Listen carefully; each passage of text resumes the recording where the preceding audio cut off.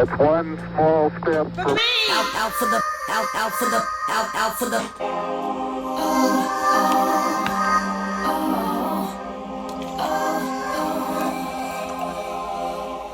Hello everyone, welcome back to Here's What's Going On podcast with me, AJ. And we're going to go ahead and start with the ABCs, AJ's Book Corner. I'm reading The Queen of the Unwanted by Jenna Glass. It's the second book in the series of women's war that came out during the Me Too movement.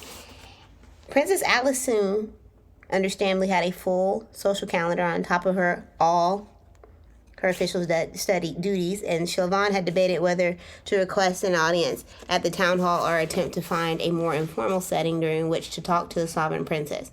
Having never thought herself particularly skilled at the art of court maneuvering, Siobhan had settled on an official audience and been granted the most one almost immediately. She curtsied deeply as soon as she was shown into Allison's office, her heart hammering in her throat. "Your Royal Highness," she said in greeting, hoping her nerves did not show in her face or voice, though she feared that might be the case.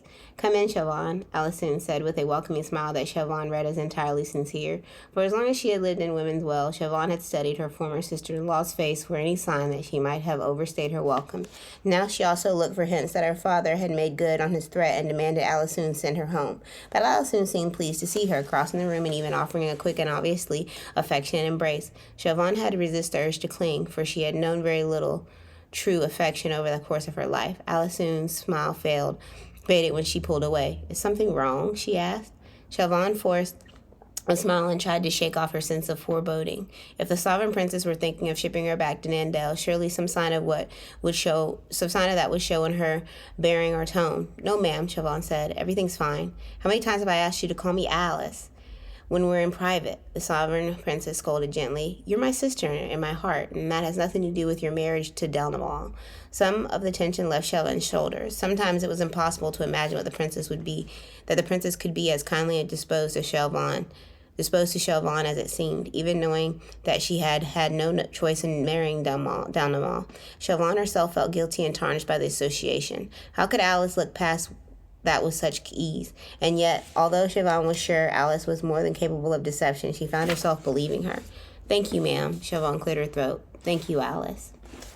So far, I really do like this book. I'm halfway through it now. It's taken me longer to read it because I haven't been feeling well, honestly. And so it's taking me a little bit longer to finish this one, but I love a good renew, and no one wants this book right now, so I'm enjoying getting to read it at my own pace. Because when I first started wanting to read, honestly, it was to read, and I made it to a competition, how many books can I read? And then I was like, let's not make reading a competition. Let's make reading something that we actually get to enjoy, you know? It is a goal of mine to read more, and I am doing that because I'm reading way more than I read last year, which was nothing. But yeah, so, well, actually no, I started reading more in June of last year. So yeah, I'm reading a whole lot more, so it's really good. It's just nice to have, books to read and things to, clear your mind with instead of scrolling on your phone all the daggone time. But yeah, let's jump right into this episode. We're discussing psychological needs and how they undermine democracy. Now, while the world feels like it is in complete shambles, it's difficult to find balance. It's difficult to not feel alone and defensive. How are we expected to find democracy and connection when we're constantly dysregulated? The article, How Unmet Psychological Needs Quietly Undermine Democracy by Safik Tegay, PhD.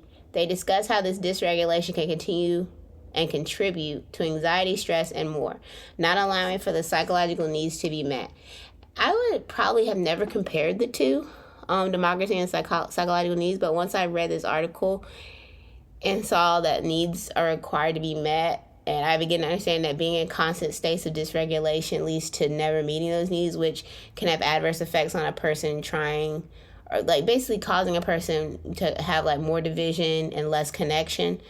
We can't really have democracy like that unless we're able to have a regulated nervous system. And in the current social climate, that's more difficult to come by.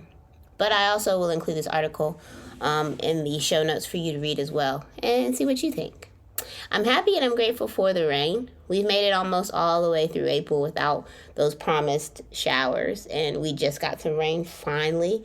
Rain is necessary. From what I've seen, getting late rain is going to cause May and June and July to have rain and humidity. And just side note, there's these mushrooms last year, because this happened last year too, and there was these really nasty mushrooms. But when you have mushrooms, I was talking to one of my coworkers, and she's really like into like plants and stuff like that, and she was talking about, yeah, but if you have fungus like that mushrooms grow, that means you have really good soil. And I said, yeah, but those mushrooms are nasty. They smell bad. They're really nasty mushrooms. Like, they're, ugh. Yeah, but I remember they popped up everywhere in the forest, everywhere, just because of how much rain we got. But yeah, I mean, it was really good soil out there, so that's good. And, you know, from what I've seen, late rain is usually going to cause, like I said, like, may affect the hurricanes or tornado season as well. But I'm glad we get some rain. Not only does it assist with washing away, like, pollen for people with allergy, but it also helps nature. And we just need the rain. The quote, "You can't compete with me. I want you to win." This quote says it all. Don't ever think I'm competing with anyone other than myself. I want you to win too. But before I go, be sure to check out the show notes. Also check out my books on Amazon titled Poems to Cry to in the Dark and Love Letter Never Sent to Myself, and leave a 5-star rating. Other than that, I don't have anything else. I'm glad you're still here, and I hope you have the day you deserve. Bye.